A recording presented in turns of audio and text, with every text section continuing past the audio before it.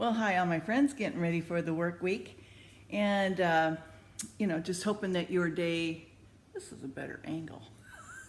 Wish I could have it up like that and I could just talk to you guys. Wouldn't see my double chin or any of that. Anyway, oh well, I'm glad you guys love me just the way I am. Oh, thank God. Okay, so we are in the book of Isaiah, but before we get into that, I had just a few little things to say. You know me. Okay, so spirituality, okay.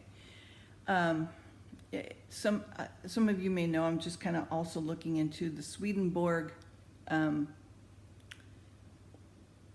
Emanuel Swedenborg, and his writings in the 1800s and 1700s, 1800s. Anyway, back when, okay. I think he some 1800s. Okay, let's just play safe. And anyway, there are things that I learned that I'd like to share with you that are also biblical as well. So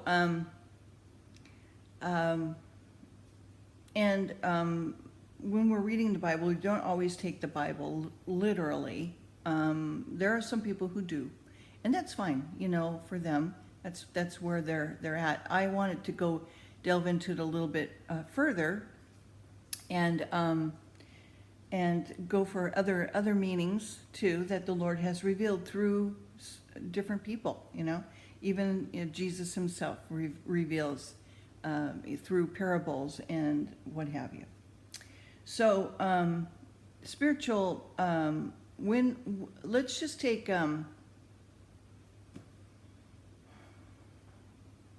If you have an argument with somebody, let's say, okay, husband, wife, whatever, friends, but you love each other, and you do, but there's just some friction going on there. Oftentimes, where it's coming from is that you are crossing a boundary that you shouldn't be crossing, okay? And when you say to somebody, let's say this is the argument. I know what you're thinking. I know why you're doing what you're doing. And let's say the person who's speaking is right. Well, how does that make you feel? Angry, right? Why? Because they've crossed a boundary. And what's that boundary? It's inside you, spiritually, your spiritual boundary. That's not good. The reason why is because only God can judge your spirit. Only God knows what's going on in your heart. Only God knows what's happening to you where you're at this moment and your process. And only He is allowed to judge you. So when somebody crosses that boundary saying they think they know, they don't. And that's a big no-no. That is not being kind to your neighbor, loving to your neighbor, okay? That's not. So stop doing that when you are dealing with other people, okay?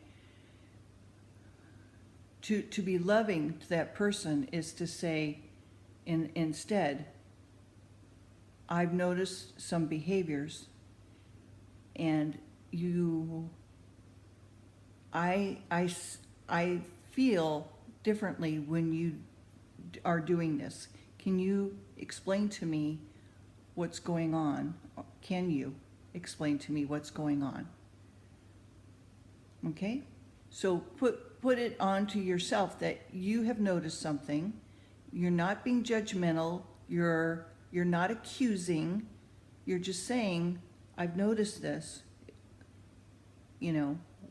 What can I do to help? Or can you explain it to me why this is going on?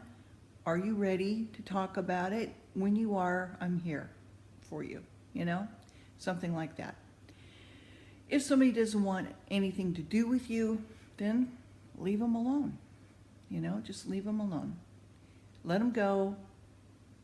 Like the butterfly, let them go. If they come back, then it's meant to be. If not, then it's not meant to be.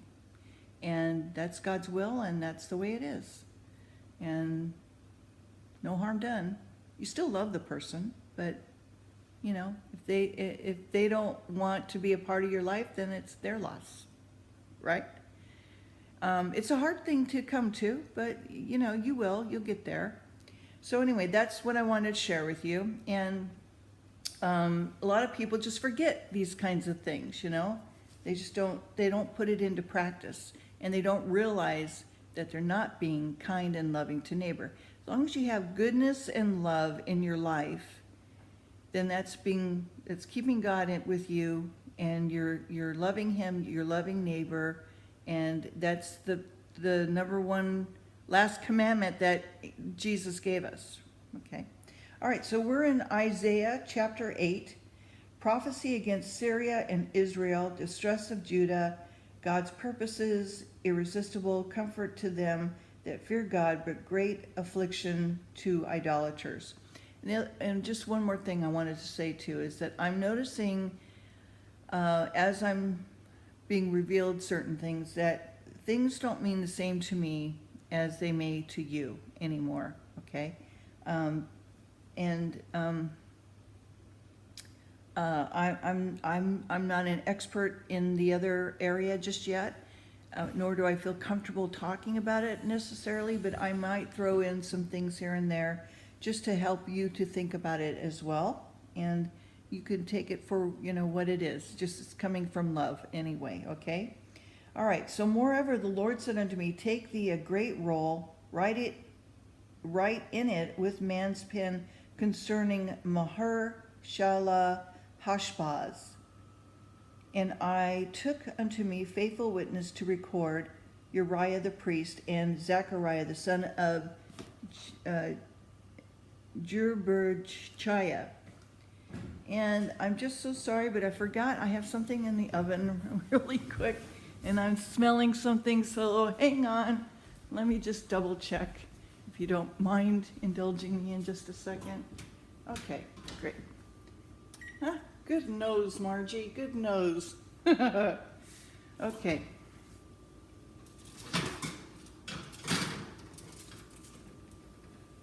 Very good. Okay, super. Okay.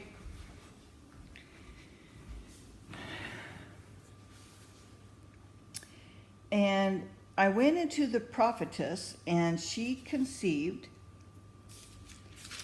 and bare her a son. Then said the Lord to me, call his name Massar-Fjeld Hashbaz, okay? For before the child shall have knowledge to cry, my father, my mother, and the riches of Damascus and the spoil of Samaria shall be taken away before the king of Assyria. The Lord spoke also unto me again, saying, for as much as the people refuseth the water of Shiloah, that go softly, and rejoice in Rezin and Remaliah's son, therefore, behold, the Lord bringeth up upon them the waters of the river, strong and many, even the kings of Assyria, in all of his glory. So waters meaning truth, okay? Anyway. And all of his glory. And he shall come up over all of his channels and go over all of his banks. And he shall pass through Judah, and he shall overflow and go over, and he shall reach even to the neck, that stretching out of the wings shall fill the breadth of the land, O Emmanuel. Associate yourselves, O ye people, and ye shall be broken in pieces, and give ear, and all of ye far countries. Gird yourselves, and ye shall be broken in pieces. Gird yourselves, and ye shall be broken in pieces. He says that again, okay? Take counsel together, and it shall come to naught. Speak the word, and it shall not stand, for God is with us. For the Lord spake us to me with a strong hand, and instructed me that I should not walk in the way of his people, saying, Yea, ye not a are you not a confederacy, to them to whom the people shall say, a confederacy, neither fear ye their fear, nor be afraid. Sanctify the Lord of hosts himself, and let him be your fear, and let him be your dread. For he shall be for a sanctuary, but for a stone stumbling, and for a rock of offense to both the houses of Israel, for a gin and for a snare to the inhabitants of Jerusalem. And many among them shall stumble and fall, and be broken, and be snared, and be taken. Bind up the testimony and seal the law among my disciples. And I will wait upon the Lord, and hideth his faith from the house of Jacob, and I will look for him. Behold, I and the children whom the Lord hath given me are for signs and for wonders in Israel, and from the Lord of hosts which dwelleth in Mount Zion. And when they shall say unto you, seek unto them that have familiar spirits, and unto wizards and peep and the mutter, should not a people seek unto their God? For the living to the dead, to the law and to the testimony, if they speak not according to this word, it is because there is no light in them. And they shall pass through it hardly bestead and hungry. And it shall come to pass that when they shall be hungry, they shall fret themselves and curse their king and their God, and look upward. And they shall look into the earth, and behold trouble, darkness, dimness of anguish, and they shall be driven to darkness. Okay, and let's stop there at chapter 9. I'll start with a new, I'll try it again in a couple more chapters right now. Okay, God bless you.